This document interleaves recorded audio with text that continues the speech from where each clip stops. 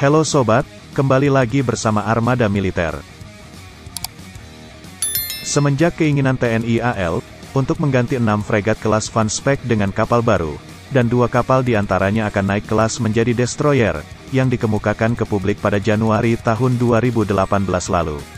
Hal ini membuat publik bertanya-tanya, tipe kapal apakah yang akan digunakan untuk kapal kelas destroyer TNI AL ini? Nah, pada tanggal 30 April tahun 2020 lalu, telah dilakukan penandatanganan kontrak untuk akuisisi 2 varian fregat Iver Huitfeldt class, antara Kementerian Pertahanan Indonesia, dan Odense Maritime Technology atau OMT dari Denmark. Pada kontrak tersebut disebutkan kata varian, yang berarti bahwa Indonesia tidak akan sepenuhnya menggunakan desain asli fregat Denmark ini, dan akan ada beberapa penyesuaian desain. Usut punya usut, langkah kustomisasi frigat Iver Huitfeldt semakin terlihat, ketika PT PAL mengajak konsultan perkapalan asal Jerman, yakni MTG Marine Technik, dan konsultan engineering Turki Figes AS untuk turut serta, yang dilakukan pada April tahun 2020 lalu.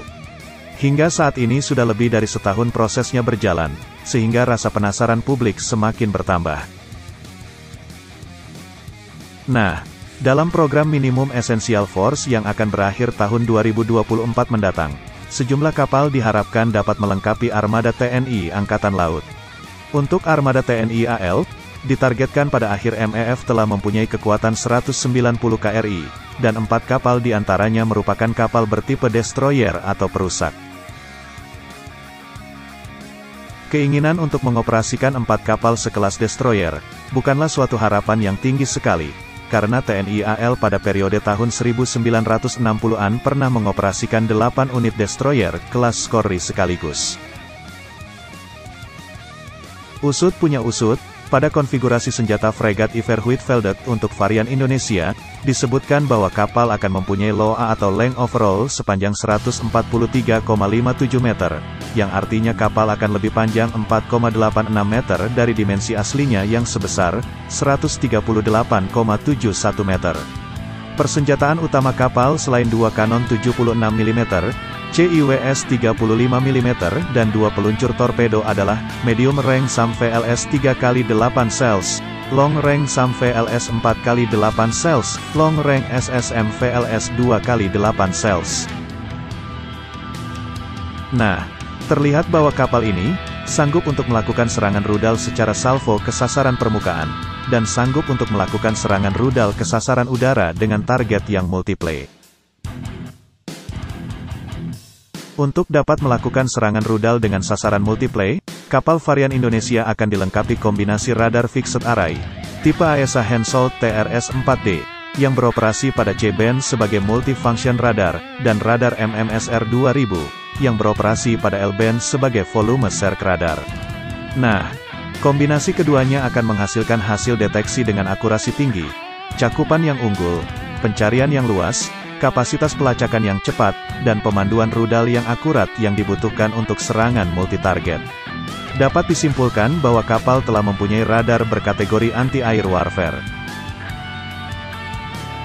Dikatakan bahwa, untuk kapal varian Indonesia lebih panjang hampir 5 meter, kemungkinan adalah karena penyesuaian konfigurasi rudal, di mana meskipun jumlahnya sama namun perletakannya berbeda, dan juga karena perubahan peluncur rudal SSM menjadi sistem VL. Perubahan ini akan menjadikan varian Indonesia, bobotnya diperkirakan naik sekitar 5% menjadi panjang 143,57 meter dan berbobot 6.900 ton, sehingga akan melebihi fregat kelas Frame Bergamini class, yang memiliki panjang 144,6 meter dan bobot 6.700 ton. Untuk jenis rudal permukaan ke udara, saat ini TNI AL menggunakan rudal tipe Mistral Tetral, dan VL Mika. Jika Prancis menolak penjualan rudal Aster ke Indonesia, maka pilihan untuk rudal VL SAM berjarak medium di pasaran masih ada.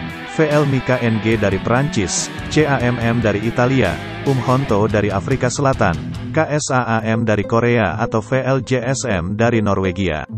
Sedangkan rudal jarak jauh yang ada di pasaran ada Barak 8 dari Israel atau India. Usut punya usut, Untuk rudal permukaan ke permukaan saat ini TNI AL menggunakan tipe rudal MM40 Blok 2, MM40 Blok 3, C802 atau C705 serta P800 Yahon. Namun hanya rudal Yahon saja yang memakai peluncur VL. Iver Huitfeldt sejatinya adalah fregat NATO dengan persenjataan dan peralatan standar NATO sehingga diperlukan izin terlebih dahulu untuk memasang persenjataan dari Blok Timur. Jika rudal Yahon tidak diberikan izin untuk digunakan di varian Iver Huitfeldt ini, maka di pasaran pilihan untuk rudal VLSSM jarak jauh ini, terbatas diantaranya yaitu rudal BrahMos dari India.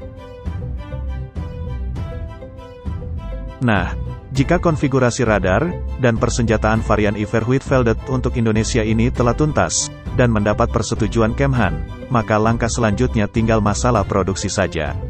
Dan jika tidak ada halangan, produksi akan dilakukan 100% di PT PAL, sehingga PT PAL akan menjadi galangan kedua setelah ASC Shipyard, pembuat Hobart kelas AWD Australia, yang membuat kapal sekelas destroyer di ASEAN dan Oseania. Itu saja video kali ini, dukung channel ini agar lebih berkembang. Jika kalian suka klik like, share, dan jangan lupa hidupkan notifikasinya agar kalian tidak ketinggalan info militer menarik lainnya. Sampai jumpa di video berikutnya.